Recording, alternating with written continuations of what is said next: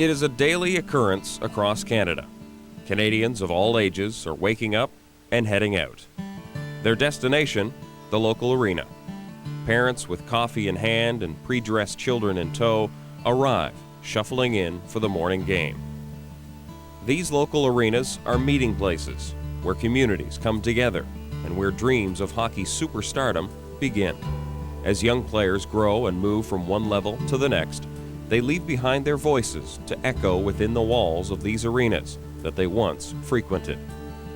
What is it that distinguishes an arena from a barn? It has to be a combination of age, look, and the feeling that hits you when you walk through the door. In many barns across Canada, hockey history has been made, putting smaller communities on the map. Let's barnstorm. Stratford, Ontario.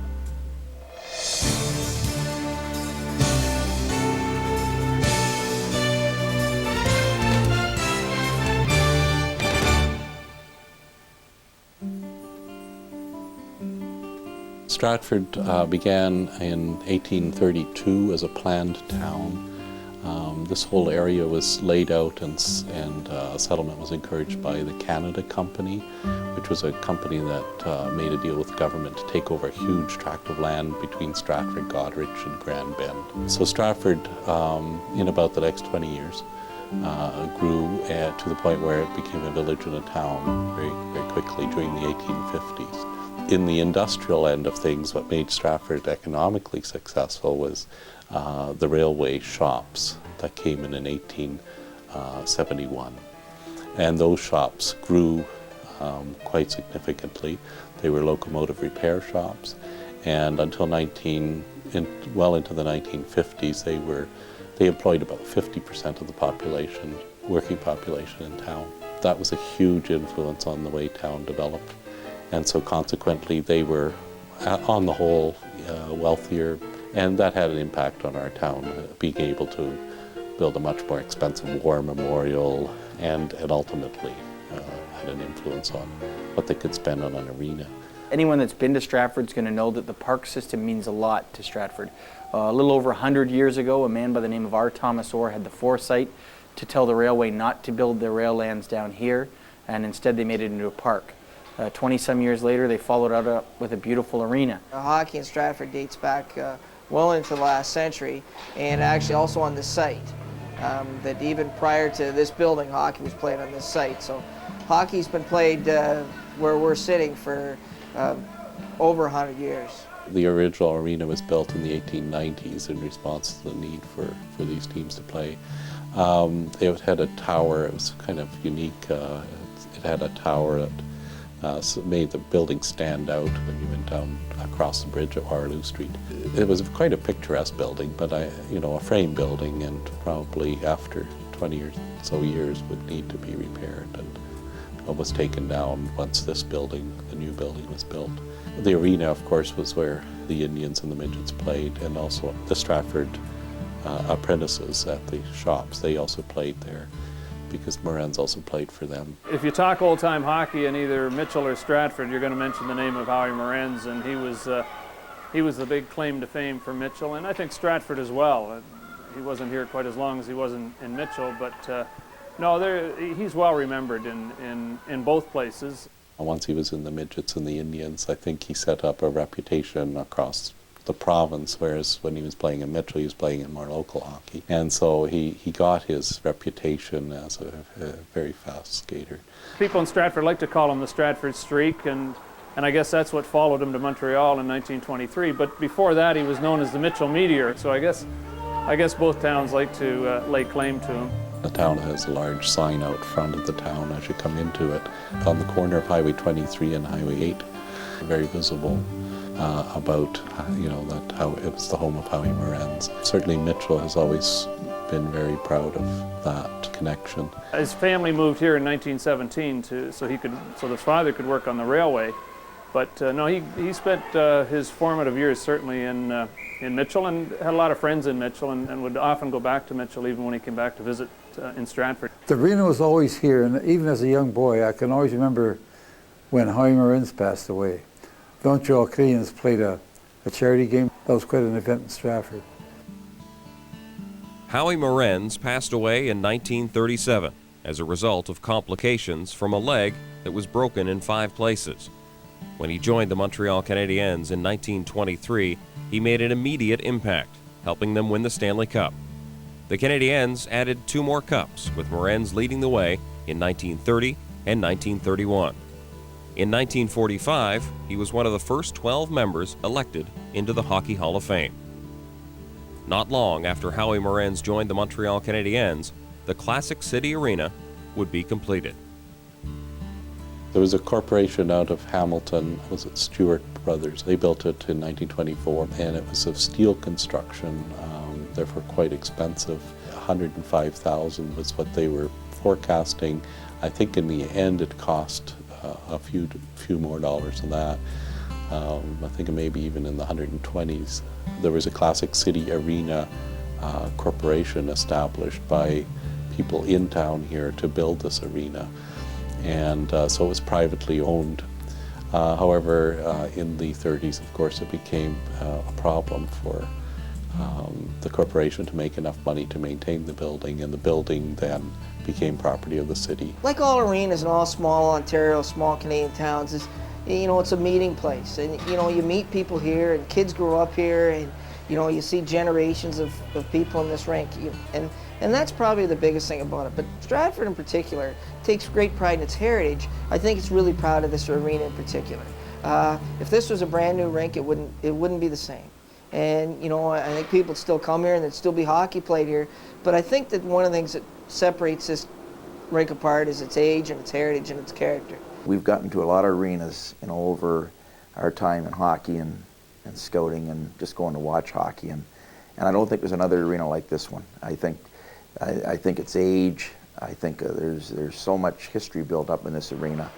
I think the configuration of the arena and the fans, the bowl type seating, the closeness to the ice that the fans are, the high ceiling. The arena is very striking. Well, I think the rafters are great. I mean, lots of old rinks, they've done modifications to it, and they've somehow got a suspended ceiling or a ceiling that's different. This place here, that doesn't look probably a lot different than it did in the 1920s. The old wooden style seats, they haven't gone to the single person plastic seat. It's got lots of standing room. So on a good night, you've got that sort of old-fashioned 1950s sort of thing where the seats are full and there's 2 rows deep standing around the top sort of thing. And not all rinks have that anymore. The floor that's around our top deck came out of an old clothing store downtown back in the early 60s. They took it out of there and just put it in here and refinished it. A lot of people come into the rink and they're complimenting on us how we have a hardwood floor in a rink. It really brings back the old look. Well, the historical significance of the Ulman Arena is it's immense. It's one of the oldest buildings in North America, and we always contest with Galt that we're the oldest in Canada. The architecture of this building, you're not going to find it in any other buildings that are still operational today. And, it's the atmosphere that's in here. You get in here on a Friday night with a junior hockey game, and, we think we get big crowds now. You talk back to people in the early 50s when we had the Allen Cup team. They talk about getting almost 4,000 people in this arena. It's beautiful, and the acoustics in here are right. There's no bad seats in the building. When you walk down the hallways, you can feel the history in the rooms, and think of the junior hockey players that went on to professional careers that came through here, and it's got a story to tell. This portion of Leafs TV is brought to you in part by Motorola Moto Crazer. Crazy reflective, crazy loaded.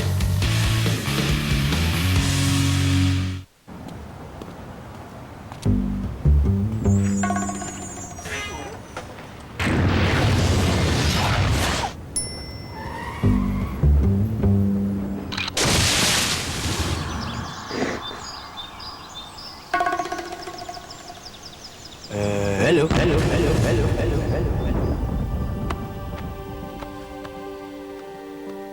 Not again. Hello, Moto. Captain's Row, the timeless, limited edition portrait of the 9 living Maple Leafs captains is almost sold out. Purchase Captain's Row now and receive a free invitation to meet legendary captains on Sunday, April 1st at Frameworth Sports, plus a one-of-a-kind autographed captain's gift. VIP hospitality, autographs, photos, and more. Celebrate with Maple Leafs legends on Sunday, April 1st, and own their historic portrait forever. Details at framework.com or call 416-781-1115. Now that's exciting. But what would life be like if Casino-Rama hadn't taught them how to get excited? Congratulations, caller. You've just won a trip for 4 to the Caribbean. We won. Party time? All night long. Working in the island. Thank you, Casino-Rama, for teaching us how to get excited. Gill breaking. Sundin's in over the line with a shot. Score! Holy mackerel! He does it again! His 500th career goal! His 15th overtime winner! And Sundin's hat trick wins the game!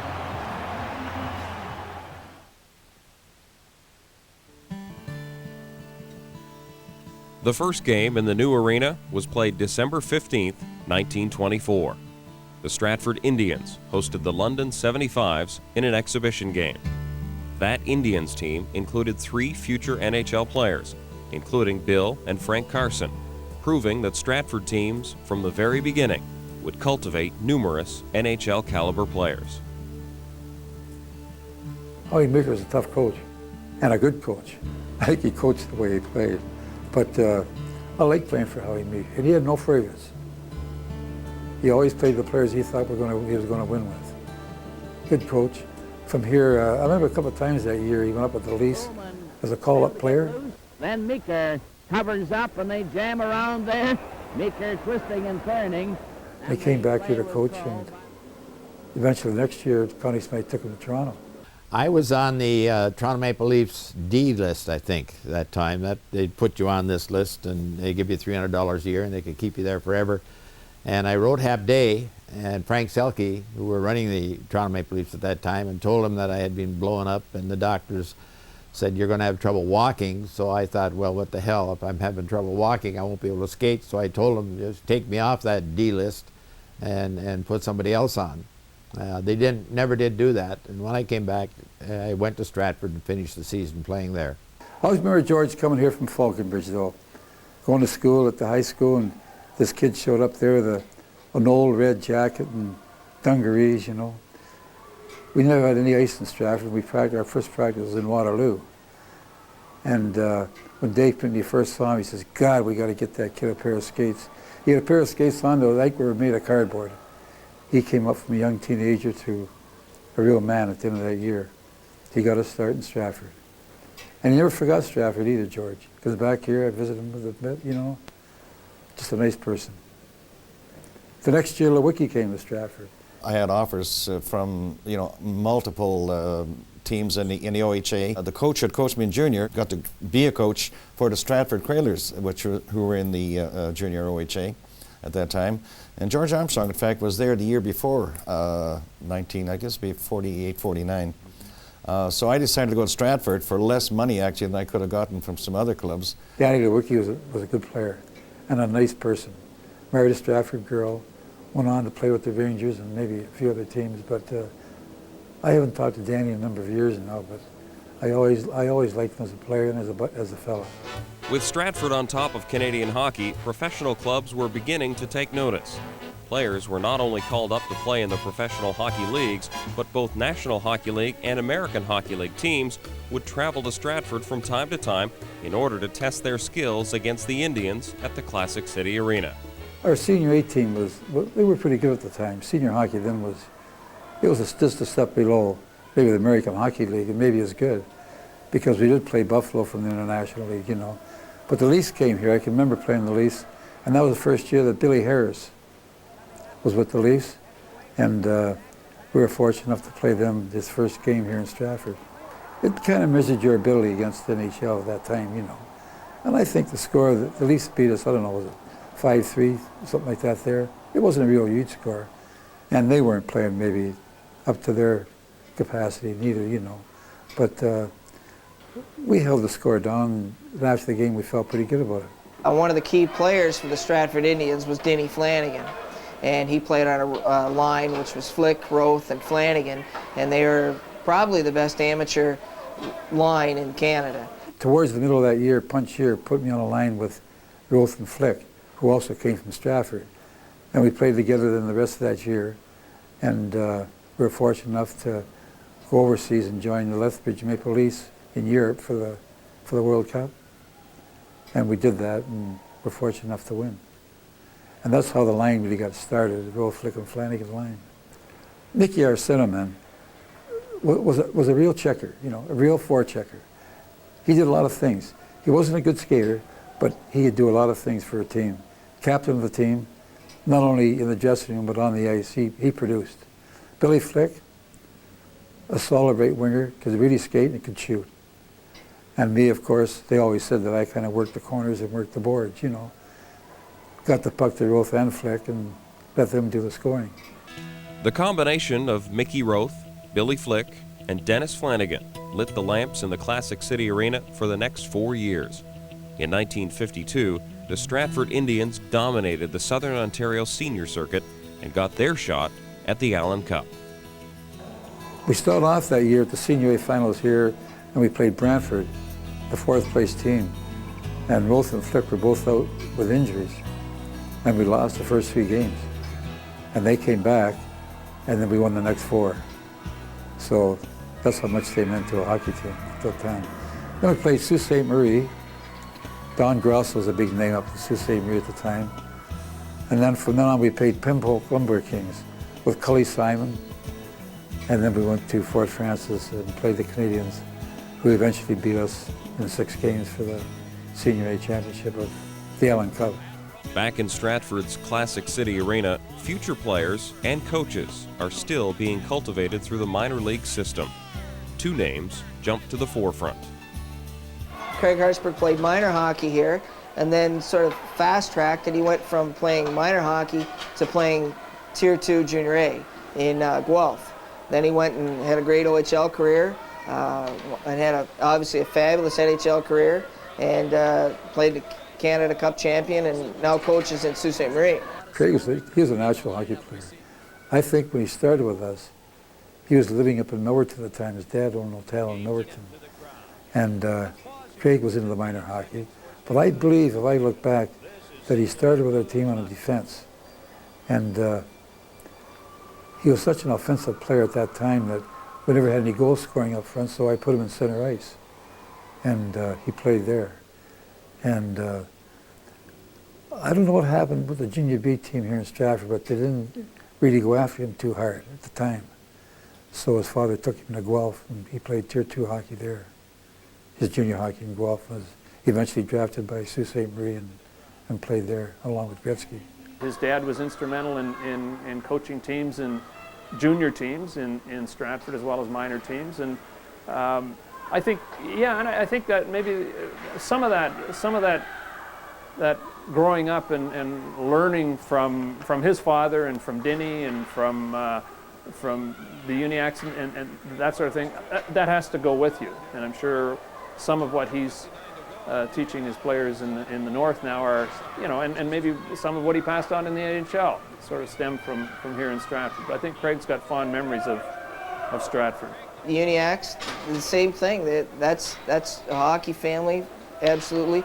Terry Uniac, who's a member of that family, was a longtime assistant coach with the Culletons, and he played here as well, as did Dennis Flanagan. Not only they both were involved in the Culletons after the fact as coaches, but they were former players.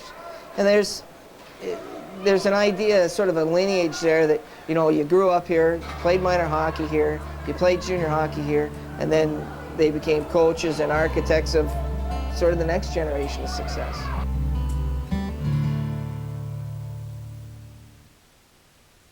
Pizza Pizza brings you dinner at a movie. Right now, order an extra large pizza with any 3 toppings and get a 2-for-1 Cineplex movie coupon for just $13.99. What a deal from Pizza Pizza. Come to Pizza Pizza, hey, hey, hey.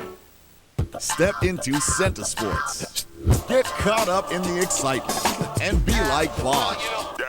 Visit Center Sports at Air Canada Center for authentic Raptors gear or personalize your own jersey on site. Center Sports, wear what the pros wear.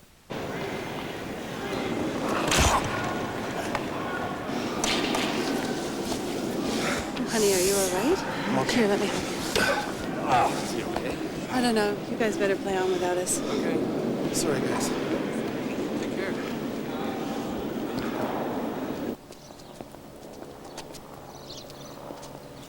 How's the leg? Better. Ask your doctor if Cialis is right for you.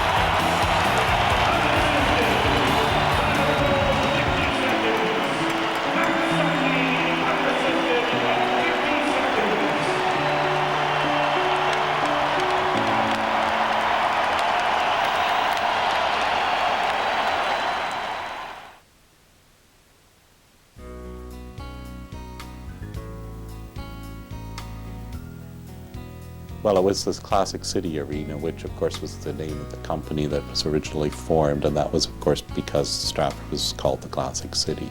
In the 60s, the nickname was changed to Festival City.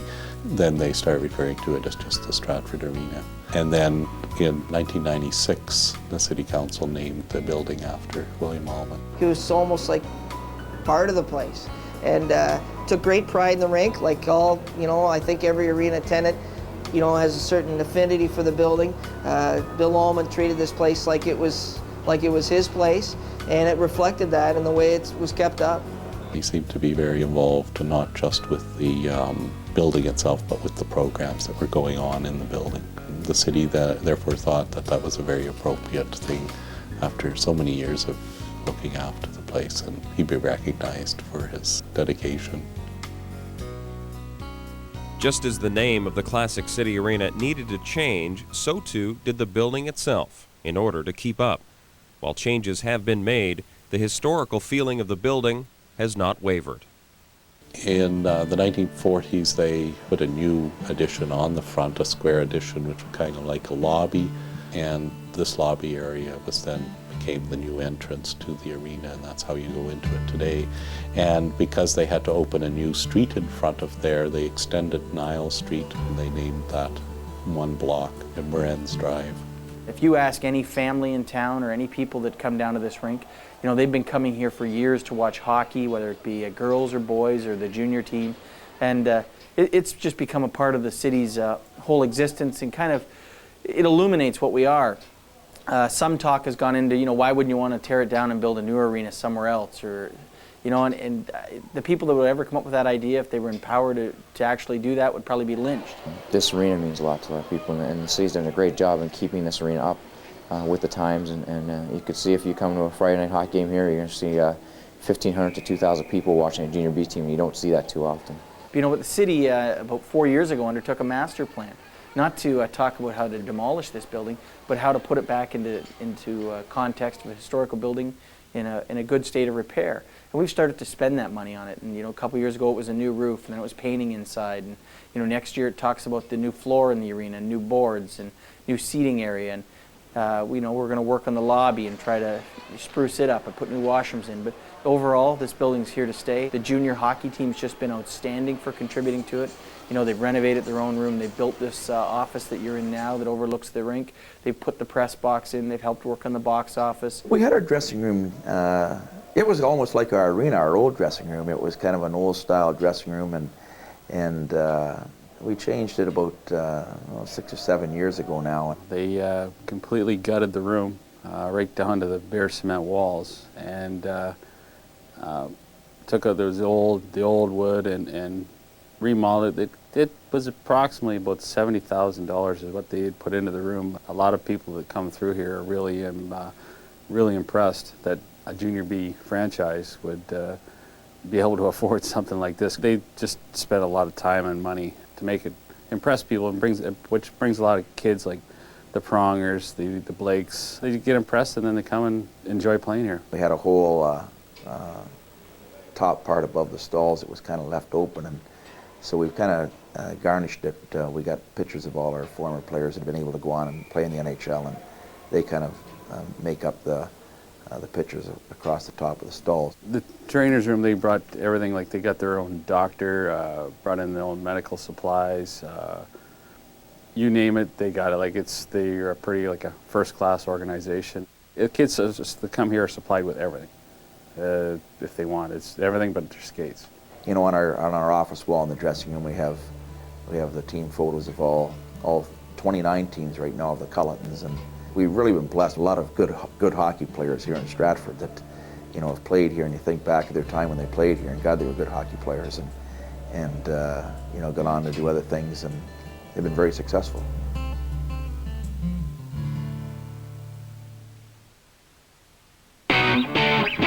Welcome back to Ask an Expert. Jordan from Halifax writes, "My hard drive just crashed with all my files on it. What can I do?" Don't worry. All you need to do to recover your data is... We interrupt this broadcast to bring you breaking news. This week at Future Shop, you'll find all iMacs on sale. Now, back to you. Be sure to follow those 4 crucial steps, and you'll get your files back.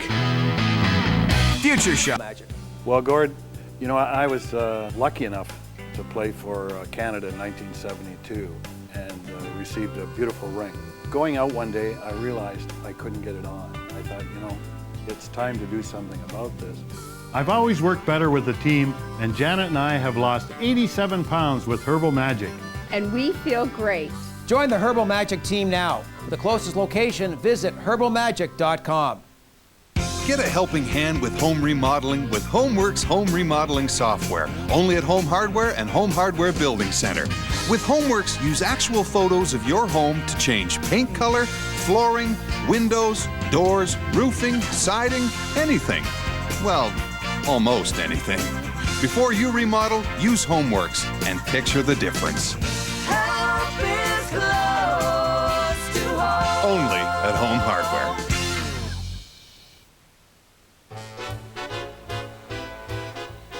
Another change that took place were the teams that would call the Stratford Arena home. With the other teams folding, a new era began in 1975. A fresh Junior B franchise is born, and within a few years, they too are regarded as a powerhouse. A lot of people ask, you know, that question. What is the Stratford Culleton? Well, really, you know, especially with a hockey team that's skating around with an Indian head on its chest. The Stratford Hockey Club in the mid-70s was looking for sponsorship, and the sponsorship came in the form of 2 brothers, George and Keith Culleton, who had a plumbing and heating contracting company. And Keith tells the story about how they didn't want the Indian head anymore, and the Stratford Hockey Club said the Indian head stays. And of course you can trace the Indian head back to the 1890s. The Indians is a name this hockey teams in this town used as far back as then. So the hockey club didn't budge on that, and the Indian head stayed on the front of the uniform, and the team became known as the Stratford Culletons. I have a lot of great memories, not just playing, but watching the Culletons growing up, dreaming that my dream was never to play really in the NHL, was to play for the Culletons, and obviously after you get to that, you want to play at a higher level. But minor hockey tournaments, the Stratford Christmas tournament was always a big thing for myself and our family. It's just one of the greatest buildings in Ontario, I think. And, there's been a lot of great hockey players come through here. This team, I think, has sort of put Stratford on the Junior B map. Its success has bred success. It's put people in the arena. You can't win that many games and that many championships without somebody taking notice. And of course, what happens is that players get picked up out of here to either play in the O or go on to college and university careers and education, and the word spreads. So success begets success, and it's a cyclical kind of thing. But the Culletons, I think, have been phenomenal in bringing this community recognition in the area of sports, and the community has responded by supporting the team. They expect excellence, that's for sure, and they expect to win every year. And anything but is a wasted season. And you know, come playoff time in Stratford, it's crazy, and everybody gets geared up and excited, and you're getting 1,500, 2,000 fans going crazy in there. It's a lot of fun. On Friday nights in Stratford, the William Allman Arena is the place to be. And over the years, the Culletons have had some of the National Hockey League's top talent pass through. But why would players of such caliber choose the Junior B route? Players at 16 years old quite often have a choice to make, and they can either go play Junior A or they can continue to pursue a U.S. scholarship. If they play Junior A, they're ineligible to go to U.S. college. So really what a lot of players look for is a place to play between the time they're done midget hockey or bantam hockey and when they go to U.S. college. So the Stratford Cullens have sort of fallen into that niche, that they can provide a place to play for kids who are 16, 17, and the place has always had a lot of exposure for U.S. colleges. So if players are interested in U.S. scholarship, they're drawn to Stratford because of that reason. I had to make a career decision at 16 years old, which I would never wish on any young person. I had to give up my baseball career. I had to leave my family, and I think, you know, I missed a lot of things at home, and I'm disappointed about that. But it couldn't work out any better. Don't get me wrong. But I really believe that I don't think that any young person at 16 years old needs to make a career decision. You know what? I'm from a small town in the middle of nowhere, northwestern Ontario, and it was just a chance to get down into the hockey mecca of the GTA and you know, get seen a little bit more. And at the time, I was trying to get a scholarship and really wasn't focusing in on the OHL. And just through being down here and getting accustomed to not only Stratford, but you know, the OHL and the CHL and the feeder leagues to the NHL, it was an opportunity to get noticed and scouted, and was able to have Peterborough sway my mind and get me to go. My wife and I are both from here, so it's we love coming home, and playing in the NHL is a lot of fun. I know when I get interviewed in Hockey Night in Canada after a big game or what have you, I always am thinking in the back of my mind, all my friends are back home, we're going to be watching, and it kind of gives me chills because I put myself in a situation where everyone is watching and everyone's keeping close tabs on you. I think it's evidenced in what they say on television sometimes as well. They've got a fondness for Stratford, and I'm not talking about only the players who grew up in the minor system here in Stratford and played for the Culletons, but I'm talking about the imports that came here, and some spent as few as 1 year, maybe 2, some 3. But they have never lost the affection for Stratford and the hockey club and the city in general. If you talk to them, they'll ask about the families they billeted with when they played here. They'll talk about other players. They'll talk about Denny Flanagan and ask how he's doing and things like that. They've carried that with them wherever they've gone, and I think that's remarkable. This is where they played their Junior B hockey, and they're proud of it.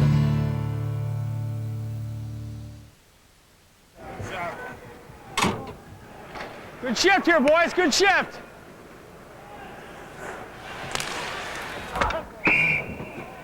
That's outside. Good shift, boys. Guys, Mr. Garrison thinks we should go out there and throw back jerseys. Not just throw back jerseys, Jimmy. Throw back everything.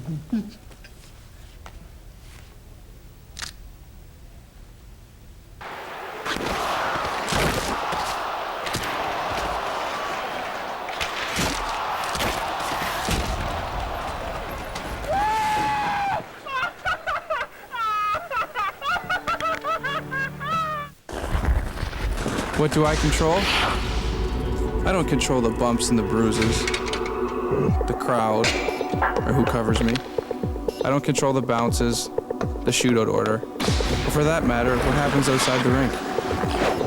There are a lot of things in life I don't control. But then again, there are some things that I do. Get your RBK gear at Sport Check. Sport Check, the power of sport. At Shell, we're constantly raising the bar.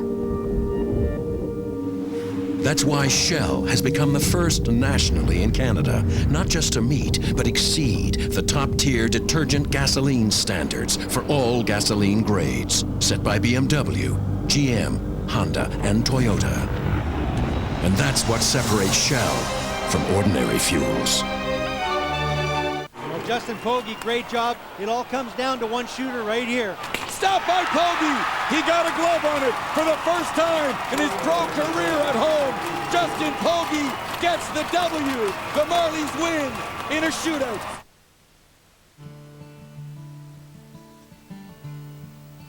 If the Flanagans are the royal family of hockey in Stratford, Denny is the patriarch. And boy, I think the first day I ever walked into this arena and as a reporter in 1967, I ran into Denny Flanagan, and I've known him ever since. And he's an amazing guy. He had a great career as a senior hockey player, a good all-round athlete actually, but as a junior and senior hockey player, he could have been happy with that and walked away, but he stayed in the rink. He stayed here, he coached, and he's enjoyed a fair amount of success. After I finished playing hockey, I was lucky to get a job in the Stratford Fire Department, so that pretty well curtailed my playing days. So I wanted to stay in hockey in some time, but in some area. So Skin Irwin, who was at the fire station, was president of minor hockey, and he asked me if I could coach a house league team, and I said sure. From there I went to the Culletons and became manager along with Jack Nairn, the coach, and had a lot of successful years. So ever since the Culletons have been in operation, Flanagan has always been associated with either the managing or the coaching end of it. The junior B team wouldn't be where they are today if it wasn't for him. And then we talk about roots again. There's a guy that really planted the seed very early in this city that this team was going to compete and be the number one or number two every year. And from the fan base, he's created a great hockey team, and people want to come watch us. And even now when I travel around, everyone knows about Stratford, and Flanagan's name comes up all the time, knowing that he knows hockey and what he's done for this community, and how strong this team has been over the years is because of what he's done in his work. He's had a quiet way about him. He's earned a lot of respect, both from players who played with him on teams that he's managed or coached, as well as opposition. And I think it's all justly deserved. I talk to people on other teams and people that spend a lot of time, you know, recruiting and working at their team, and they often say to me, you know, we really think we really work hard on our team. We spend a lot of time, you know, we've talked to a lot of different people, and we went to this tournament in Powassan, and we were walking into the tournament, and Denny Flanagan and his wife Joan had been there for 2 days. They work really hard, and his wife, and it's very important that his wife is like-minded.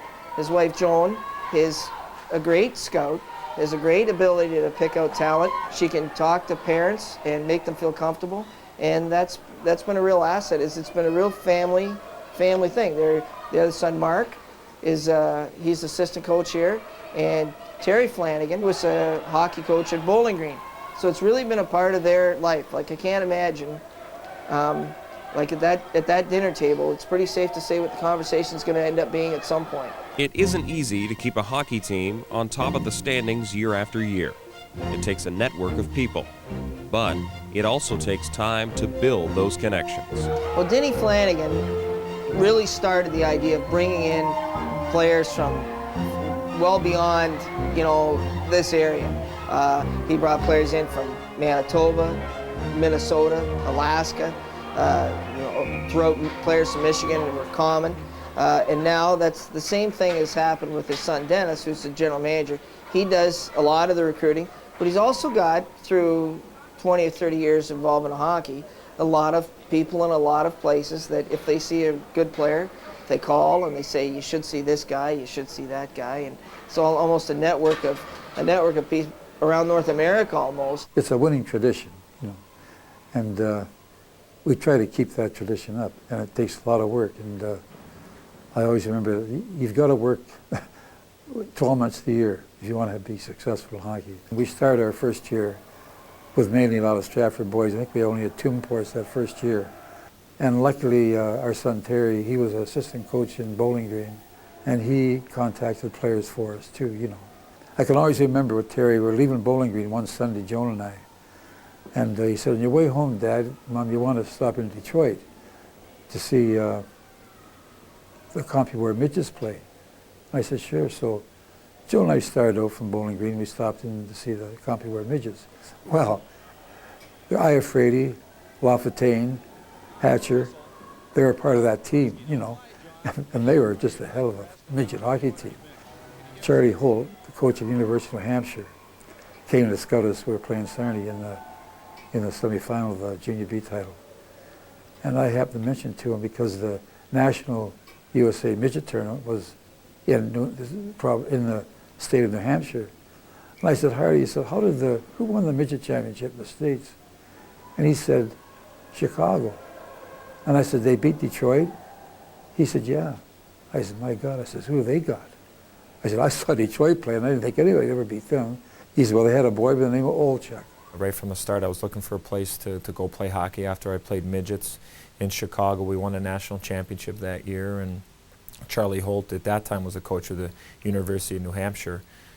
And kind of word got around that we were looking for a place to play, and Denny Flanagan, who's still instrumental there in Stratford, gave us a call, and we came up to Stratford and visited it.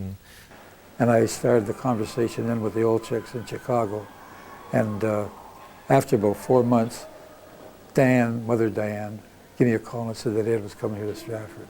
It was one of the best things that ever happened to me, to go to a hockey town like that as a 16-year-old and to really, because people told me that I was a good player growing up in Chicago, and I was good in Chicago, and I was a good American player, but let's see really what you got. And there was nothing like for me to go up to a place that they ate and slept hockey all the time. You know, the Culletons have a pretty good name brand in the Junior B community, and have been a feeder not only to the OHL, but obviously the NCAA hockey as well. And you know, they've got a tremendous organization and mystique there and tradition, and you just look at the players that have gone through that organization, and it's a who's who of hockey. And you know, to have that on your credentials as an organization is pretty special. Denny has slowly removed himself from the day-to-day operations of the team, stepping aside so his son can take on the role of managing and coaching the Culletons. Learning from one of the best, Dennis Jr. has been able to pass what he has learned on to his players. I finished my last year of playing at Northern Michigan, and after finishing and really my playing days of hockey were finished then as far as a player, and you still have that competitive desire to be around hockey, and I was living in Marquette, Michigan at the time, and they asked me if I'd coach the team that year, and so I coached them for 2 years, and it was kind of my first experience of coaching, and rather enjoyed it. It kept you in hockey and what have you, and I came back to Stratford then, and the next year the Culletons were looking for a coach, and I did 3 years of coaching junior up that time, and father was manager, and so got my first start with the Culletons back in '84. I learned a lot from Dennis. It's you know, the kind of Flanagan name is kind of synonymous with the Culletons, and you know, he adds to that mystique as well. He really helped develop me as a player, and obviously first and foremost when you're moving away from home and having an opportunity to do things like that, he helped develop as a person as well, and you know, the two kind of go hand in hand, and Stratford's a great community for that. You know, you sort of take it for granted when you're sitting on the sidelines. You think, well, they'll have another good year. Well, not necessarily. And if it weren't for the Joan Flanagans and the Denny Flanagans and the Dennis Flanagans and the other people associated with putting that team on the ice, out beating the bushes all year long, they wouldn't have that success. And I guess I was one of them. I took it for granted. I thought, well, but boy, an awful lot of work from the management level, but also from the hockey club level too, to keep the club prosperous, to keep the funds available, to make it possible for them to go on scouting trips and bring people in here and put them in school and find billets for them. An awful lot of work goes into it. And they've got a system probably that's envied by most Junior B teams in Ontario, perhaps in the country.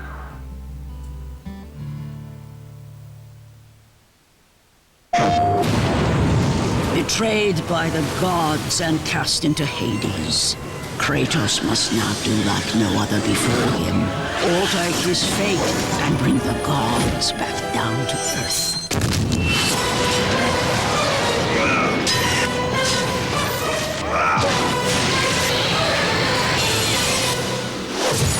God of War 2.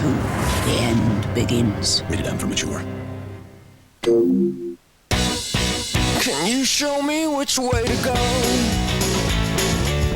'Cause I would really, really love to know. I'll show you where it's at. Jump into the new Things for Spring event. It's electronics and accessories from the people in the know at over 800 locations. It's The Source by Circuit City. Now's your chance to jump on incredible limited time offers on everything you need to accessorize your phone, camera, or iPod.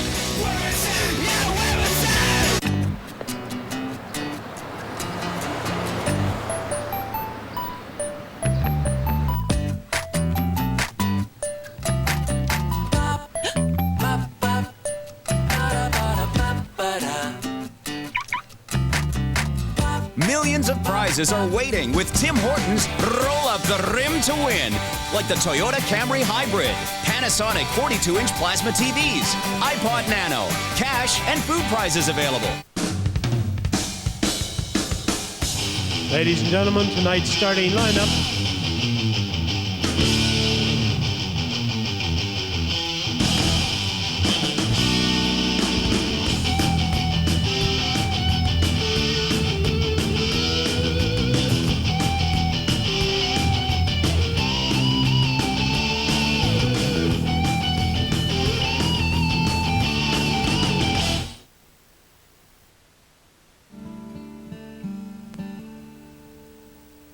In some cases, they came in and you didn't think they were going to be turned into great players.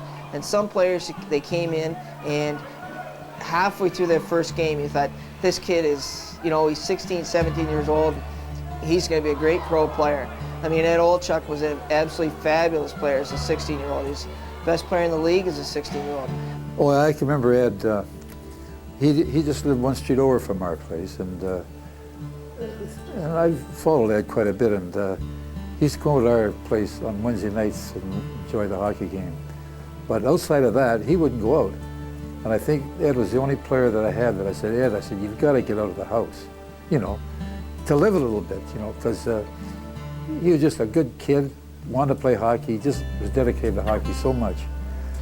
And I said, you've got to get out and enjoy yourself, Ed. Well, getting out meant he'd come down the arena here on Monday nights to watch the minor hockey kids play, you know. That's the type of boy he was, though. He was a good kid for us, and I'll never forget him. Rob Blake, Chris Pronger, both players who, you know, were here at 16 and 17 years old and had a presence, and they quarterbacked the power play, and you could see that they had, you know, potential for greatness. I contacted Rob and his parents, and they came over, and of course, using the building here in the arena and the Culleton name, you know, they accepted our offer and came to Stratford. Great player. But the first game we played, he suffered a shoulder injury.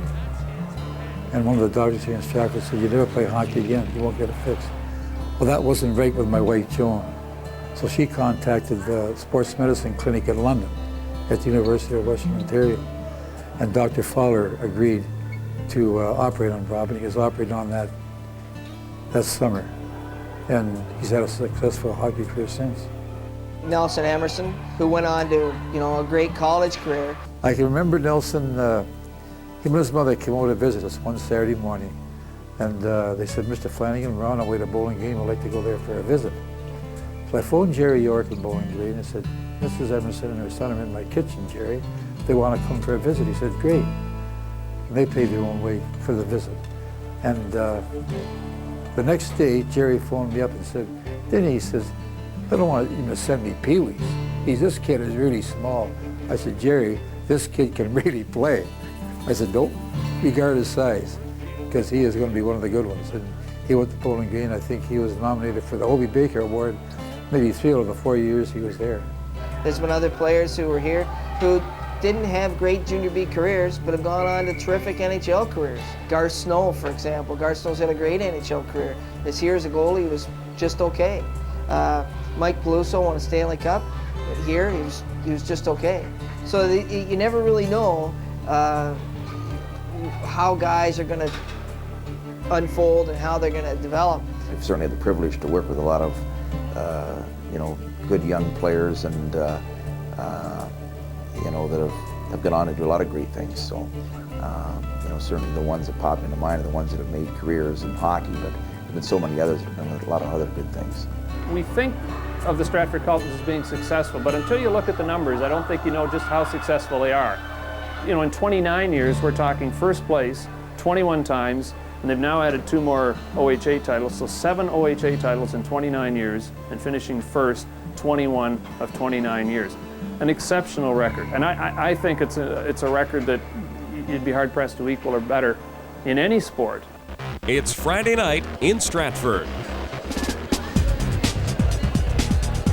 Being here every Friday night, it's the place to be for a hockey game. You come down here when you're a kid. I was, 10 years, I'd come down every Friday night to watch a hockey game, and now the opportunity to do it, it's just amazing. Well, it's obviously an honor to play for a team, especially your hometown, and teams that superstars in the NHL play for, and you got to take it as an honor, but also you have to work hard for it because you have big shoes to fill.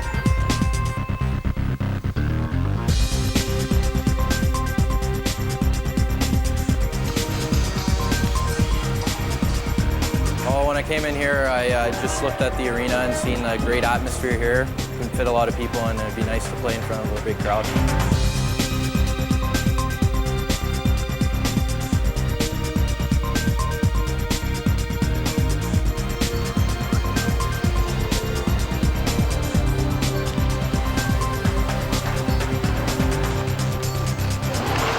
Taps over Evans for his flip pass gets through to Casey. Great pass, Casey all by himself takes a shot.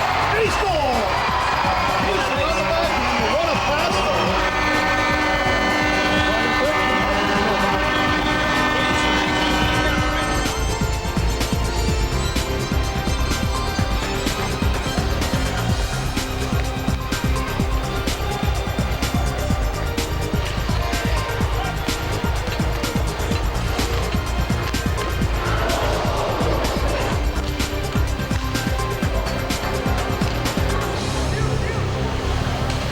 It feels great to be in the shadow of players such as Chris Pronger and Rob Blake.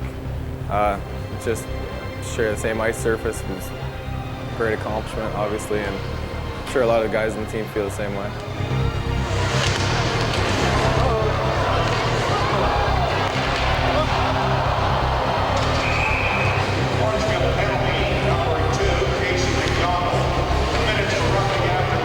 Always had a winning tradition. They love to win here, and fans love to see the winning team here.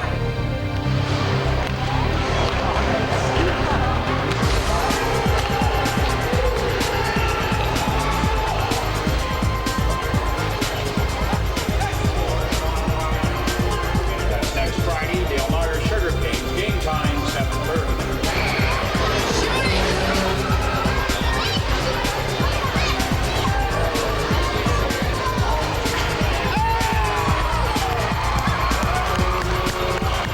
It's a great feeling. We have the best fans in junior B hockey. We got a big crowd every night, and especially the last 2 years we've been in the Starling Cup. They keep coming back, and they're always great to us.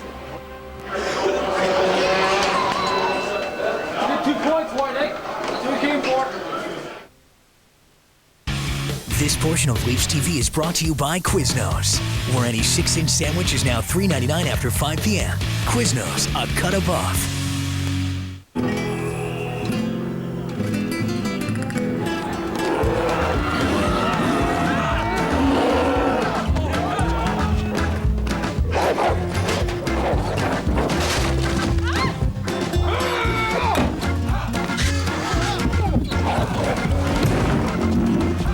$1 million molecules of underarm protection. One day, you'll want them. Degree Men Power. I've been with my girlfriend for 6 years. I have a black belt in karate. I'd say that I'm a glasses half full kind of gal. I'd rather be surfing. I am so not a morning person. ESQ and you.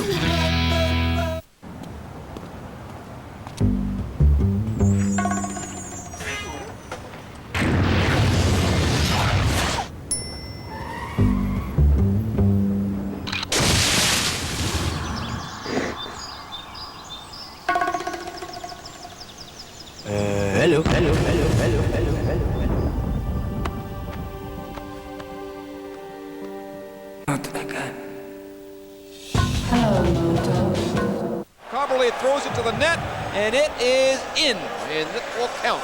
No doubt about that. Thomas Coberly will just throw the puck back to the middle of the net, and it ricochets off the goaltender Abashir and goes right into the net. And it's going to be 4-2, folks. That's going to count. No doubt about it. No doubt about that one.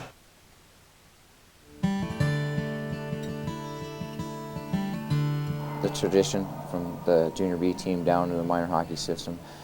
There's a lot of great tradition, and they always say hockey starts from the roots, and this community has some solid roots. They're good hockey fans in Stratford, and they supported the junior program here quite well over the years. And even back when I played junior hockey and senior hockey, it's always been that way in Stratford. They're good hockey fans, they like their hockey, and they know their hockey. The people in Stratford, I think a lot of players that have come and played for the Cullitons over the years have always recognized Stratford. And I think the way that the Culliton organization looks after players is a reason that players refer to Stratford or come back for a visit. I think the places that they've lived while they've been here, I think how they've been treated, you know, on and off the ice, and the people that run our team, and they've really tried to make it an experience other than just hockey.